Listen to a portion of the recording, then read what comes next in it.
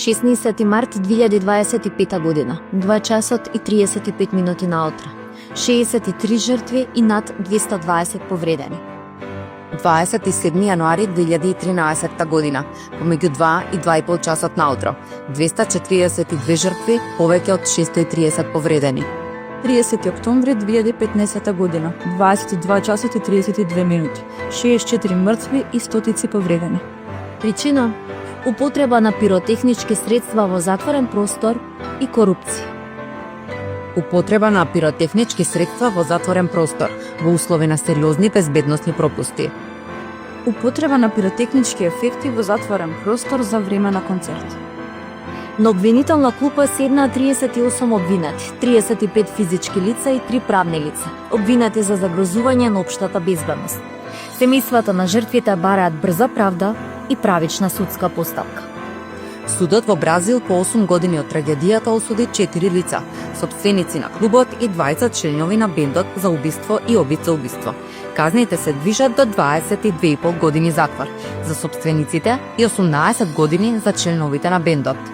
После 7 години 8 лица добија затворски казни, вкупно 61 година, за нивна одговорност за пожарот во Романија, вклучувајќи сопственици, пиротехничар, општински и пожарни службеници. Судските лавиринти се немилосрдни. Жртвите се вистинска и болна реалност. Нивните семејства и пријатели се тие кои го носат најголемиот товар. 13 февруари 2019 година. Автобуска несреќа кај Ласкарци. Загинаа 16 лица, над 30 беа повредени. Купно 39 години затвор добија 6 мината осудени за несреќата, а првата присуда беше донесена после 5 години. Казна од 4 години доби газдата на фирмата Дурматурс и покрај тоа што фирмата не се придржувала на прописите за безбедност во сообраќајот. 6 години казна затвор доби второ обвинетиот, по 5 години добија тројца вработени во техничкиот центар на фирмата и 14 години казна затвор доби возачот на автобусот. 8 септември 2021 година. Пожар во модуларна болница Тетово. Загинаа 14 лица.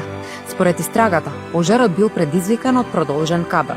По 3 години затворски казни добија тогашните директори на болницата во Тетово. Во декември, апелација двојно ги зголеми нивните казни. 23 ноември 2021 година се запали автобус на Бесатранс во Бугарија. Загинаа 45 лица. Истрагата покажа дека автобусот немал валидна дозвола за меѓународен превоз, како и недостаток на соодветни безбедносни мерки во автобусот. Основниот кривичен суд донесе пресуда, казна затвор од 1 година и 8 месеци за собственикот на компанијата Бесатранс.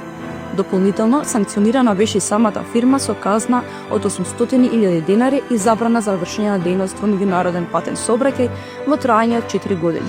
Ова се само дел од трагедиите што и се случиле на Македонија изминативе години. Она што се повторува како заедничко за повеќето од овие трагедии се пропустите на институциите, недоволна контрола, технички недостатоци и човечки грешки. Секој од овие фактори довел до загуба на човечки животи кои можеле да се избегнат. Тие се последица на наталожени пропусти, недоволна координација и отсуство на системска одговорност. Пулс и сите други трагедии што се имаат случајно во Македонија не се изолиран инцидент, туку се предупредувачки сигнали за ранливоста на системот. За секоја трагедија постојат имиња, животи и семејства што никогаш повеќе нема да бидат исти. Жртвите не се бројка, туку прекинати животи кои треба општествено да не потсетат дека правдата не смее да биде бавна, селективна и половична.